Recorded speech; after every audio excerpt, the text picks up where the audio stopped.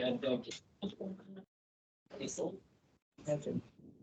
right, let's get going. So let me tell you the dumb thing that I did though first. We've been recording all of these sessions and I've been putting them up on YouTube. And over the summer, I got lazy about putting them up. And so I hadn't put them up. And so finally I got around to trying to put them all up. And unbeknownst to me, the system now deletes old videos that after a certain amount of time. So I've lost about 3 months of recordings from this summer that are just simply not anywhere. I've talked to Patrick and he's tried to recover them and they're just not recoverable. So I apologize for that. The most recent several months are up, but the June, July, May, June, July, I think have disappeared. So, oh well. You're right. Oh well. Nothing you can do about it.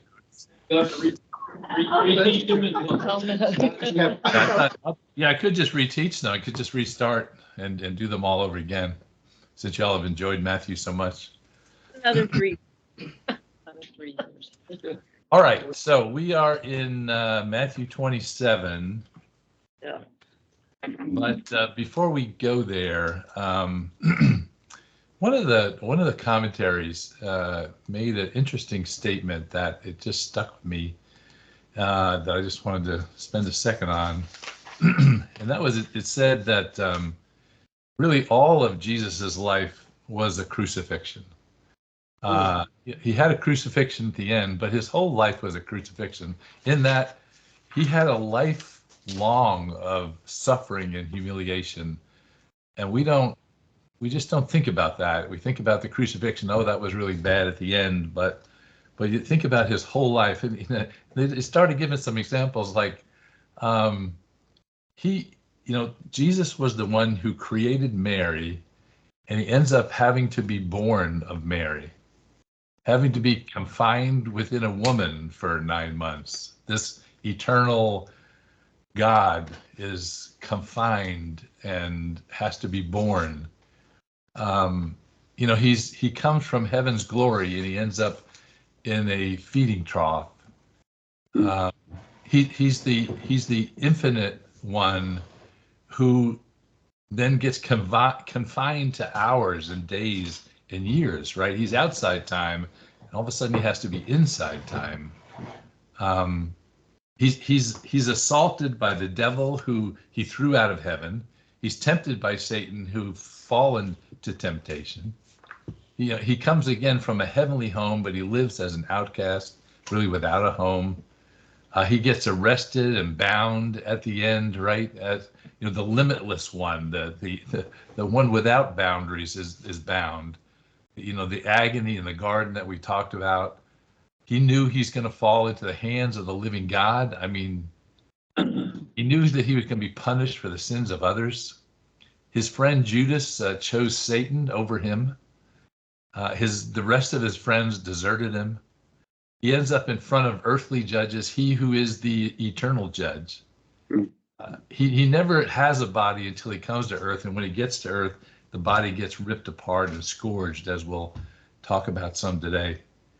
He's condemned by the people who would condemn him. Eventually, everyone will bow down to him, but when he's here on earth, he's mocked by soldiers who are bowing down. He's the King of Kings who's rejected by kings. But I just don't think we recognize that when Jesus was in this earthly body, this was a lifelong suffering and humiliation and crucifixion, if you will, that he was under. We certainly focus on his crucifixion and the agony of that, but we don't think about the agony of his life and the crucifixion that he was under just by being in this human body. So I don't know. At this time when we think about this beautiful pictures of little babies being born in the manger, we don't think about the other side of it. This was the immeasurable, immortal, inconquerable God that is brought down and put into this little thing that has to live in this body. So anyway, I thought that was interesting and just made me think. All right, so I'm actually going to start today in Luke chapter 23. So I'll be honest with you, I've struggled with this lesson to figure out how to bring it to you, and yeah. So I'm going to start in Luke. I'm going to spend a little time there. I'm going to go to John. I'm going to spend a little time there. And eventually I'm going to end up back in Matthew. But there's some other things we've got to see in order to get us ready. So last week we talked about the trial before Pilate. And there's pieces of that story that I think we still haven't gotten. And so I'm going to spend a little more time on that before we actually get into today. And the other thing is that the scourging of Christ, the beating and scourging of Christ, is really integral with the trial of Pilate. And I just want to make sure you see that and see the impact upon what is going on here. So let's go back to Luke chapter 23. I'm going to begin in verse 13 and just read through the story there to pull out a couple of things. So Luke 23, verse 13, it says, Then Pilate, when he was called together, the chief priests, the rulers, and the people, said to them, You have brought this man to me as one who misleads the people. And indeed, having examined him in your presence, I have found no fault in this man concerning those things of which you accuse me. So again, he's calling him innocent. Verse 15, No, neither did Herod, for I sent you back to him, and indeed nothing deserving of death has been found. So again, we mentioned this last time, but neither Pilate nor Herod found anything wrong. Let's keep going in the story here. It says, I will therefore chastise him and release him. So I just want to mention right up front, this is Pilate's plan, right? That Jesus has come, he has found him innocent. His plan is to chastise him and then let him go. Verse 17, for it's necessary for him to release one of them at the feast. And they all cried out at once, saying, Away with this man, release to us Barabbas, who had been thrown into prison for a certain rebellion made in the city and for murder. Pilate, therefore, wishing to release Jesus, again called out to them. But they shouted, saying, Crucify him, crucify him. Then he said to them a third time, Why? What evil has he done? I have found no reason for death in him. I will therefore chastise him and let him go. Again, this is his plan. Verse 23, but they were insistent, demanding with loud voices that he be crucified. And the voices of these men and the chief priests prevailed. So Pilate gave sentence that it should be as they requested, and he released to them the one they requested, who for rebellion and murder had been thrown into prison, but he delivered Jesus to their will. So I just want to point out from this scripture, Pilate over and over is trying to release Jesus. He just says, I'm going to chastise him and then let him go. There's nothing that I have found worthy of death in him. Now I want you to go to John. I don't know what I said a minute ago, but John again, chapter 19. So we looked last week at John chapter 18, the trial in Pilate's court. But the trial continues, as you see in chapter 19. In chapter 19, it says, Then Pilate took Jesus and scourged him. So let me just pause there a minute. This scourging, make sure we understand what that is. This is the whipping, right? This is when they take a stick of some kind, they attach to it bands of leather. They embed into that leather stones and rocks and any other sharp things that they can hook into that leather. There's then two men who stand on either side of him, who whip him across the back and across the back of the legs, and the idea is they whip these things into him such that they dig into the flesh, and then they rip the flesh away over and over and over again. And this picture we have of 39 lashes. What's interesting about that picture is that that's actually a rule of the Jews, not a rule of the Romans. The Jews believed only in 39 lashes because the scripture says that you couldn't give anyone more than 40. But the Romans had no such rule. They whipped until they were tired. They whipped until they didn't want to whip anymore. So there's no real telling of how many lashes Jesus got as he's being whipped and his flesh is being torn apart. Typically, they would tear it apart down to the bone in these kinds of things. So, and the reason they would do this was to soften the person up for the crucifixion, such that when they got there, they didn't last very long. You didn't have a bunch of people hanging around on crosses. So this was all a part of that. So just that one little sentence, right? Pilate took Jesus and scourged him. Don't think of that as lightly. That doesn't mean he just smacked him in the face. This is the scourging that we've seen pictures of and we understand. This is the scourging. And then, verse 2. And the soldiers twisted a crown of thorns, put it on his head, and they put him in a purple robe. There's many descriptions of these thorns in the commentaries. These are not little rose thorns. These are long, probably inch and a half kind of thorns that would be then twisted together, jammed into his head, such that again there would be blood running down his head, into his eyes, into his face, as they put this crown on him. And then they put on him a purple robe. What's interesting is that one of the Gospels says this is a red robe. It's very likely it is a red robe that is the outer robe of the centurions. And as these things aged over time, a good red color in the sun turns to a purpley, off red color. And so it's probably the same old robe that they had hanging around that they threw over the top of him. And of course, his back and back of his thighs are ripped apart. They put this robe on him. It gets soaked with blood as it's on his back. Then verse 3, and then they said, "Hail, King of the Jews." They struck him with their hands. So they put this crown, they put this robe on him, and they're just mocking him, right? "Hail, King of the Jews." They're not in any sense understanding that's who he is. They're just repeating what the Jews have said, that he has said. They striking him with his hands. They got this robe on his back. Verse 4, Pilate then went out again and said to them, "Behold, I am bringing him out to you, that you may know that I find no fault in him." So Pilate then, after the scourging, after the beating, after they put this crown on his head, then Pilate brings him back out to the religious leaders and to show them that he's innocent. He's now done his scourging. Then look at verse 5. It says that Jesus came out wearing the crown and thorns and purple robe, and Pilate said to them, "Behold the man." So he's essentially, what Pilate is doing here is saying, listen, I've done all that needs to be done. I've scourged him. We've beat him. We've chastised him. I don't believe anything else needs to be done to this man. Behold, look what he looks like. This is not a threat. This is not a person who is a problem. He is beaten. He is, he is not going to be a threat to Rome.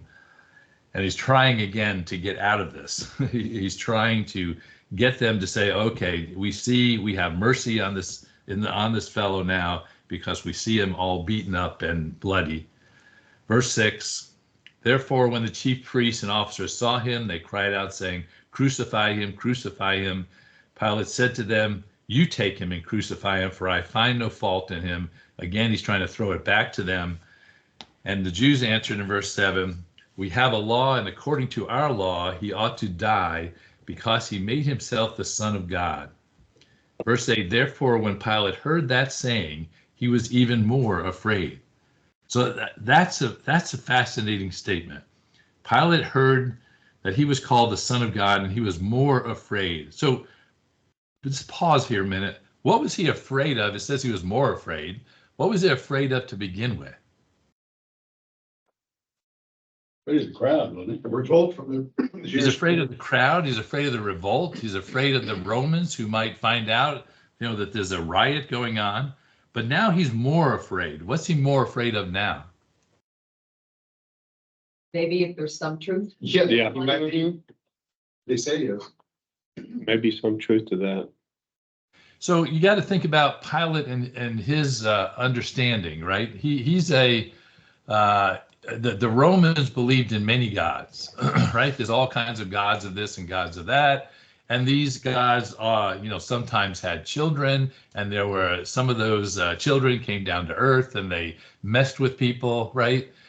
So I think this is what he's going. He's going, oh, maybe this is a son of a god, right? This may be the son of a god, and I'm going to be messing here with the son of a god. What is he going to do to me, right? So it's not that he believes that he is the Messiah or anything like that, but he's now worried that this may be the son of a god who has powers, who can mess with him in some way.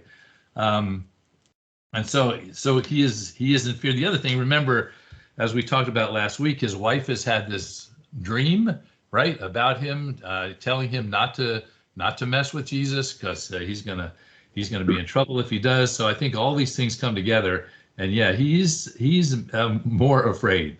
So then in verse 9, he went again into the praetorium. So now he takes Jesus back inside, and he says to him, "Where are you from? Where are you from?" Now he's not looking for, oh, I'm from Nazareth, right? That's not what he's looking for. He's looking for, where are you from? What kind of person are you? Who are you? Where are you from? He's wondering if he's deity. He's wondering if he's going to, what kind of answer he's going to give. And of course, Jesus gives him no answer, right? He doesn't respond to him all. And then Pilate, in his boastfulness in verse 10, then Pilate said to him, "Are you not speaking to me? Do you not know that I have power to crucify you and the power to release you?" What's funny about that statement to me is that obviously Pilate has no power whatsoever, right? He's totally listening to the crowds and to the religious leaders as to what he's going to do. If he had any kind of power of his own, he would have released Jesus a long time ago, right? But because of the crowd and his fear of the Romans, he's still stuck in this quagmire as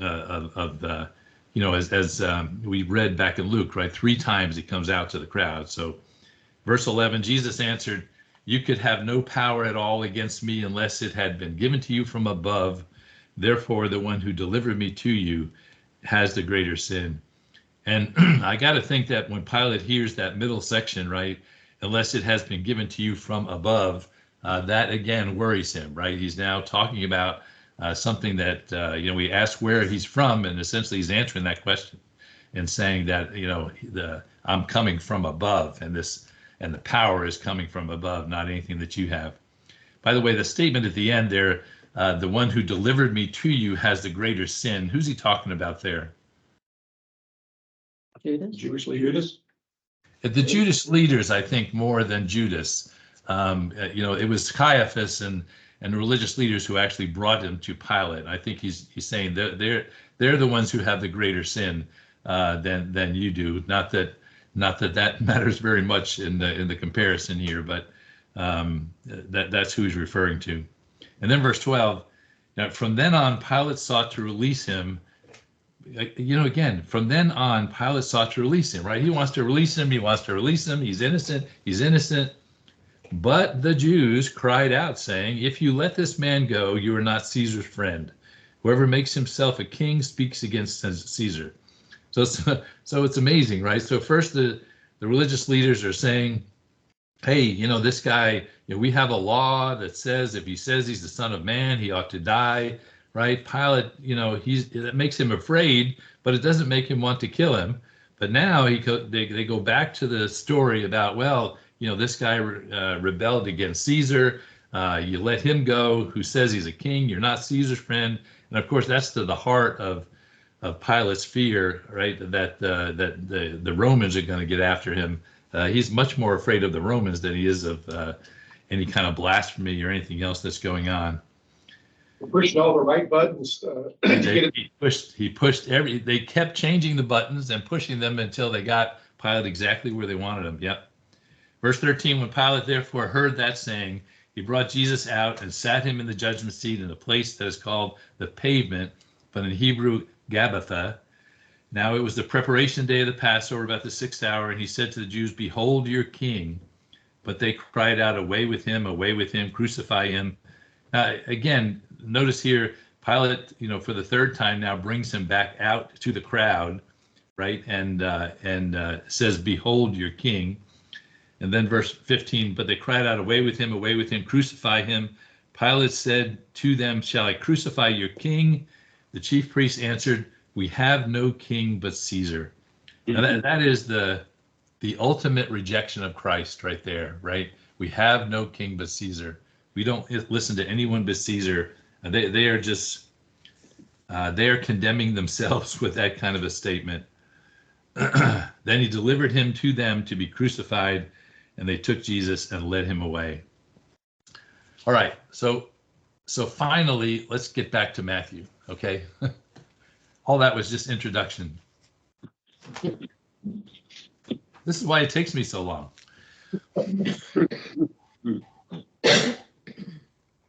But I wanted you to see the interspersing of the scourging with the with Pilate trying to get out of this, right? We know that he tried to get out of it by sending him to Herod. He tried to get out of it by bringing forth Barabbas as an alternative. And then he tries to get out of it here the third time by scourging him, by beating him, by showing him that he's just a man. He bleeds, all of these things, and still he ends up in the place that he doesn't want to end up. So let's pick up the story in verse 26. That's where we ended last time. It says, then he released Barabbas to them, and when he had scourged Jesus, he delivered him to be crucified. So again, after he scourges him, after he gets the scourging to happen, then he delivers him to be crucified, delivers him to the soldiers. And then in verse 27, we have a similar story. Then the soldiers of the governor took Jesus into the praetorium, gathered the whole garrison around him, which is an interesting statement. A garrison, probably 300 men, right? So he's got this crowd of soldiers now surrounding Jesus as they are doing their dirty deeds, if you will. Verse 28, they stripped him, put a scarlet robe on him, as we've talked about before. When they had twisted a crown of thorns and put it on his head, they put a reed in his right hand. They bowed the knee before him and mocked him, saying, "Hail, King of the Jews." Right? So they put the crown on his head. They put a reed, a scepter, if you will, in his right hand. They bowed down before him. Then they spat on him, took the reed, struck him on the head. And when they had mocked him, they took the robe off of him, put his own clothes on him, and led his way to be crucified. I mean, don't miss, they mocked him, right? They spit at him, they struck on him, but they took the robe off him. So I just want you to feel that, right? They bloodied his back. They put this robe on his back. The blood is oozing and drying in this robe as they're spitting him and beating him. And then they ripped that robe off of his back again, this rough outer garment, opening up all those wounds again, and then leading him away to be crucified.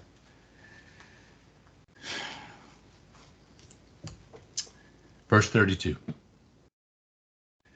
Now as they came out, they found a man of Cyrene, Simon by name. Him they compelled to bear his cross. So you've seen this picture of Simon of Cyrene before, right? They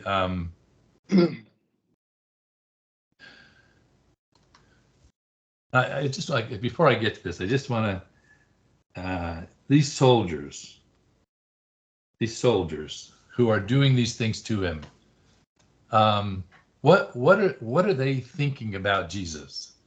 What do they think of him? What's going through their heads? He's one of these Jews that they've been having to deal with. They're just following orders. They're rough men. I mean, the Roman soldiers were not, they were rough, and that was their nature. They're professional soldiers.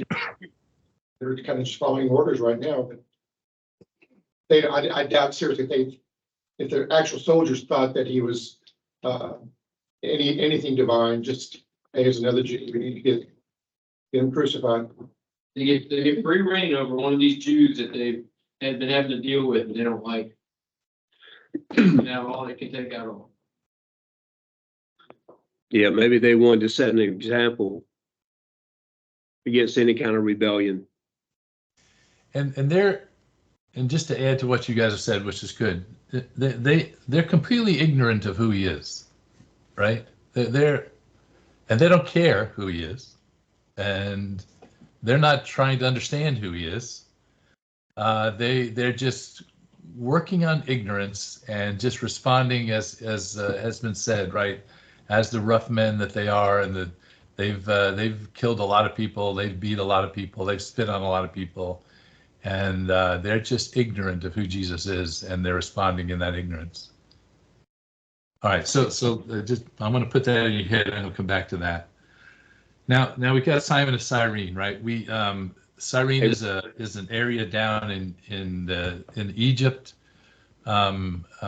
He has been pulled out of the crowd. So typically, again, I know many of you know these things, but typically the person condemned would have to carry his cross from where he was condemned up to where they would do the crucifixion. He would carry his cross. Obviously, Jesus, after all of this beating and everything, has been weakened considerably and cannot carry his cross. And so they pull this man out of the crowd and have him carry his cross. What's interesting in Mark, it says Simon, the father of Alexander and Rufus, which is, why would they include that kind of information? So obviously the disciples knew this man, Simon. He was the father of Alexander and Rufus. It may be that Alexander and Rufus, by the time the gospel was written, had grown up and were members of the church, perhaps. It's the only reason they would include something like that is that they knew who Alexander and Rufus were. So it may be very possible that Simon himself was a follower of Jesus who was pulled out of the crowd and who then carried his cross on up. Anyway, it's speculation, but interesting speculation. Verse 33, and when they had come to a place called Golgotha, that is the place of the skull, a lot of conversation in the commentaries about this place of the skull, whether this was a place where a lot of crucifixions took place and therefore there were a lot of skulls there, or whether it was a rock outcropping that had the shape of a skull. I think it's more likely the latter, because if you remember, nearby was the tomb of a rich man, Joseph of Arimathea, that Jesus' body got placed in. So it would be surprising if there was a burial ground near, whether it would be a bunch of skulls laying around in someplace where a rich man would have his burial plot. So it's very likely, I think, that there was some kind of shape that looked like a skull that the place was called after, but it's kind of irrelevant. Anyway, they bring him to Golgotha. They gave him sour wine mingled with gall to drink, but when he had tasted it, he would not drink it. So some viewers may, instead of sour wine, may say vinegar. They gave him vinegar or sour wine to drink mixed with gall. Do you know what gall is? Have anything to do with gallbladder? It does have something to do with gallbladder, but it was actually something extracted from animal gall, and it was used as a narcotic. It was used essentially to help the soldiers such that it would be easier to put this person on the cross, because they were kind of under it, right? They were kind of woozy and not with it anymore. And so they would give him this gall. Jesus here refuses to drink it, right? Refuses to take the narcotic that would have made it a lot easier for him to bear the pain and suffering that he's about to go through. He refuses to drink it here in verse 34. Verse 35, then they crucified him and divided his garments, blah, blah, blah, blah, blah. So what's amazing to me is that in all four of the Gospels, when they talk about his crucifixion, they say, then they crucified him. There's no more details than that. There's no more, they hammered the nails in his hands and they hammered the nails in his feet and they threw him up on the cross and they had him fall into the ground and it's almost like the gospel writers turn their head away and don't look. Because they just don't give you any of the details of the crucifixion, of the pain and the suffering that that we have learned about over the years, what happens in a crucifixion. But none of that is described in Scripture. It just says, then they crucified him. Very simple statement, a very simple but dramatic and powerful statement about the crucifixion of the Lord. And then we see again that the soldiers here dividing his garments, casting lots, that it might be fulfilled that was spoken by the prophet. They divided my garments among them, for my clothing they cast lots. There's a whole lesson to be taught on the Scripture that is fulfilled in the crucifixion and death of Christ, and this is just one of many Scriptures that are fulfilled, and that they divided his garments and they cast lots for those. This would not be an unusual thing for the soldiers to do. They would, a Jewish person would not have a lot. They would have shoes, maybe a hat, outer garment, inner garment, and that would be it. And then, so dividing these amongst the soldiers. What's interesting is that one of the other Gospels mentions that there was no seam in this inner garment, and so that they did not want to rip it, and so that's why they cast lots for it. Interesting details, at this point. And then verse 36 says, sitting down, they kept watch over him there. Sitting down, they kept watch over him there. Here you have the soldiers. Now they're keeping watch to make sure nobody helps him off the cross, right? They want to make sure he dies. But they're keeping watch over him, indifferent to who he is, indifferent to what is going on, indifferent to the penalty that he's paying for their sin, right? And I just see this picture of all of heaven kind of looking over the edge of heaven down to watch this event, to watch what's happening with awe, with shock, with amazement. And you got these soldiers there kind of indifferent and not paying attention and just kind of watching. The contrast between what's really going on and what these soldiers are seeing, to me, is just amazing. They're keeping watch over him. Verse 37. Well, Rich, I would think too, it's part of they're given a task to do from the military perspective. Yeah, they're given an order. And so now they have to wait for this guy to die so that they can carry out the rest of their duties. Yeah. So yeah. in the first part, I mean, being the wife of a military guy and the wife or the mother of a stupid army guy, you see this camaraderie in all of them, and they do stupid things together because that's what they do. I mean, they charge each other and they're like, "Whoa, let's go do this." And so I'm seeing this from a different perspective for the first time, I think, in that they're just carrying out their duty. They have been given an order. They're not thinking about what they're doing. They're just doing it. Yeah. And that's just tragic. Yeah. But reality of what it's was the reality. really Yeah. going To on. speed the death process, they would break the condemned person's legs, Mhm. so he couldn't lift up, and the death would be a lot quicker. It just. Yeah. No, good And point. Yeah. He just he's a boy. But then the reverse of that, we were just there in Hawaii with him holding his and tender with his newborn baby. So on the job, rah, but then, Yeah. there's a contrast there. Yep.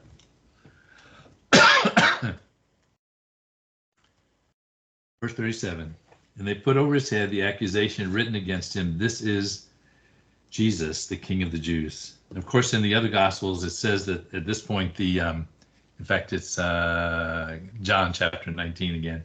It says that the religious leaders pushed back, said, whoa, whoa, whoa, whoa, we don't want that sign over his head, right? You could put over his head, he said he was King of the Jews, but you can't say he is the King of the Jews. And Pilate responds, hey, I wrote it. It's what's going up there. It's fascinating, again, to look at Pilate and the way that he reacts throughout this whole trial, even to putting this sign over his head, with the charge against him. So just as a kind of summary on the guards, and I think Michelle, puts it well, that they were doing their job. They were indifferent to the reality of what's going on here, and frankly didn't care. They're ignorant of all that's happening. So look now at verse 38. It says, then 2 robbers were crucified with him, one on his right hand and another on his left. And it skipped down to verse 44. And it says, even the robbers who were crucified with him reviled him with the same thing, right? So you have these 2 robbers who are reviling him with the same words that you have from the chief priest, right? Saying he trusted in God, let him deliver himself. He said he's the Son of God, right? So the robbers, what's interesting here is it says that the robbers said these things. So they had some understanding, whereas the soldiers did not. They were ignorant. They're just doing their job. The robbers who are on either side of him had some understanding of what the charges were that were against him, what he had said about himself, right? So here's some folks who had some understanding. Now, the whole story about one of the robbers turning to Christ and asking for forgiveness, we'll get to that later. But right now, at the beginning of the story, you have both of the robbers who are reviling him, who are cursing him. So you first of all, you have the soldiers who are completely ignorant. You have now the robbers who have some level of understanding, and they're reviling and speaking against him. And then look at verse 39. It says, and those who passed by blasphemed him, wagging their heads and saying, you who destroy the temple and build it in 3 days, save yourself. If you're the Son of God, come down from the cross. So here's the crowd again, right? We had the crowd 4 days ago, Hosanna, blessed be the Son of God, right? Coming into Jerusalem. A few hours ago, we had the crowd completely turning against him, saying, crucify him, crucify him. And now, as he's on the cross, you have the crowd, just wagging their heads, blaspheming him, saying, you who said you would destroy the temple, why don't you take care of yourself? Why don't you come down from the cross? I mean, the turn of the crowd here, the turn of the general crowd who at one point had thought he was the Messiah, now because he didn't act like the way they wanted him to act as the Messiah, have completely turned their backs on him. He didn't act like the God they wanted. He didn't act like the Messiah they wanted. He didn't act like the Savior that they wanted. And they completely turned their backs on him and just shaking their heads and moving on. Well, Rich, one thing I've always thought about, this is during the time of Passover, you would have had hundreds and hundreds of thousands of people in the city. Well, the temple area where all this transpired, you couldn't put but maybe a few thousand, maybe. So, not all the Jews who were in Jerusalem were part of this crowd. It was just a very, very small segment of that. Because physically, you just could not put that many people into that area. Right. So what's your point? Not a point, just an observation. Hey, Rich, Yeah. I've heard people today say how the soldiers are just, doing their job. I even heard you say that, but to me, I can't help, I've been thinking a long time here. They were just overtaken with just pure evil. Yeah. I mean,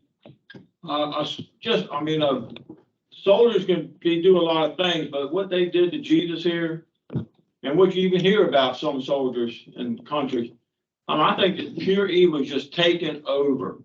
I mean, you can't treat a human being like this, beat them like that, and just everything they did. It was just, and the evil just kept spreading, and more people just started hating them, and it was out of control. Verse 41. Verse 41. Likewise, the chief priests also mocking with the scribes and elders, saying, he saved others, himself he cannot save. If he's king of Israel, let him now come down from the cross, and we will believe him. He trusted in God, let him deliver him. Now if he will have him, for he said, I am the Son of God. I mean, what's amazing is even the ones who are supposed to know, the ones who are supposed to have compassion, the ones who are supposed to be there to help the people are as Curtis has said, are completely enwrapped by Satan in what they're doing, completely enwrapped by evil in the response that they have here.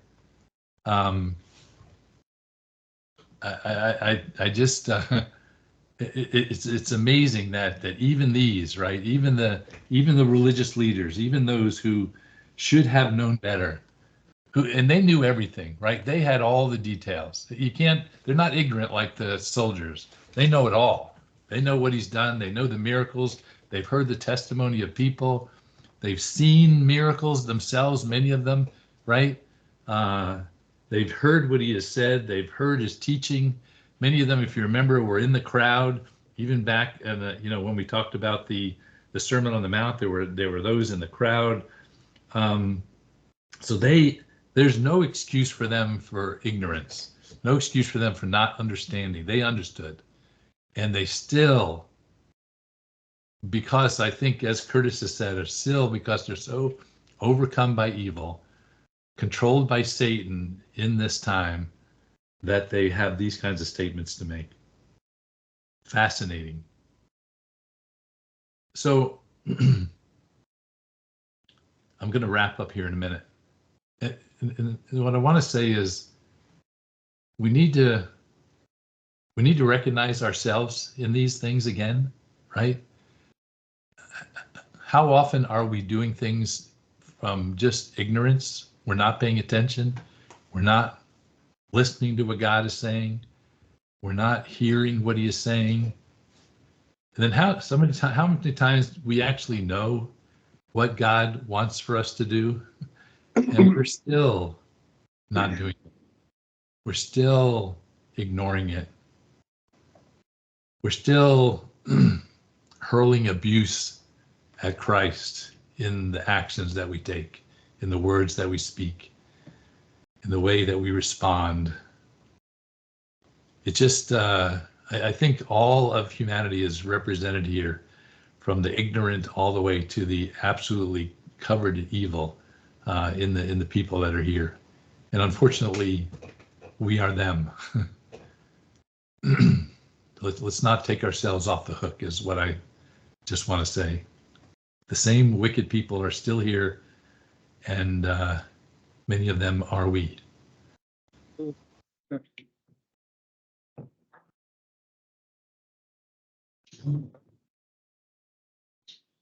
So Rich, I would just also say that it really got into, maybe we're earlier in Matthew and talking about the miracles. And at the same time, we were seeing some of the stuff on the Chosen. And that was one of the first times it really sank into my head of what these miracles really were. And that these people saw some of these incredible miracles that how in the world would anybody justify some And now they're, they're saying, oh, look at what we saw, but he can't do anything for himself. And it just, that was just blowing my mind during that, when we were talking about some of that. Yeah. It's incredible that these people were so blind. They were blinded. I mean, that's part of it, but also just seems so evident to me sometimes. And then but it's evident to me, but not to somebody else. But And what, every time I hear that kind of statement, CT, it goes into my head as, and what have we seen? Mhm. And what do we know? And what do we have written down for us? And still we act like idiots. Mhm.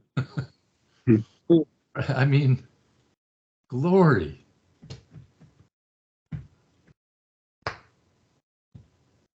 All right. Can we talk about baby Jesus now? Yeah.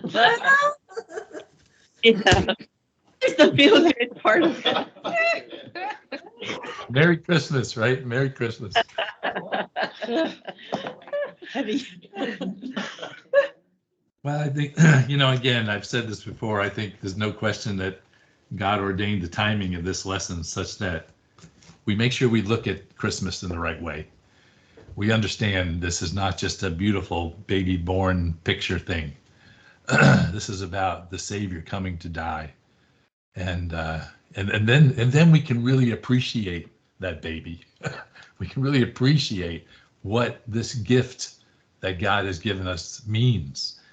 So yeah, I don't think there's any coincidence to that. But yeah, I know it's a little bit of a downer sermon getting ready for Christmas. I get it. When it tells you to be careful not to follow along with the crowd. Yes. Yeah. Oh yeah. It's easy to get swept up in it at times. Yep. So so we're going to pause here from in a minute and take prayer requests. But let me say ahead of that. So next week's lesson, the next time we get together. So we're going to be off the next 2 weeks. Christmas Eve, New Year's Eve, no class. Okay. The next time we get together, I'm going to again spend more time outside of Matthew than inside of Matthew, because there's a lot more to the story of what happens on the cross than is reflected in Matthew. And I want to give you that whole picture of what happens on the cross, i.e. the statements that Jesus makes, right? Some of them are here in Matthew, many of them are in other gospels. So I actually want to go through the statements that Jesus makes on the cross and the significance of those. So I just want to warn you again that we're going to spend less time in Matthew and more time in other places as we kind of finish up this discussion on the crucifixion next time. So in case, is that okay with you all, by the way, that I do this and not, because I feel a little bit like I'm stepping to the side and not doing Matthew. Is it okay? Are you, okay. You can tell me stick to Matthew and cut it out. All right. There's a reason God had 4 gospels written. Right. Just using the material that has been given. Okay, good. You all can always give me feedback, by the way, and and when Joe tells me I need to listen to it, I will.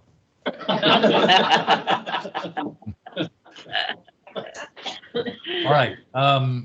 Prayer requests. So I see Hugh and Tracy are on. Is Hugh on to do prayer requests, or are you just there is just Tracy there? No, I'm if you can hear me. Yeah. Can you hear me? Yeah. I can do it from Cyberland here. Tracy's sick, so we weren't able to make it this morning. So, but if people just tell me, I can't see everybody, so if they just tell me who you are when you make the request, so I know who's making the request, will be good. Stop the record. Stop the recording.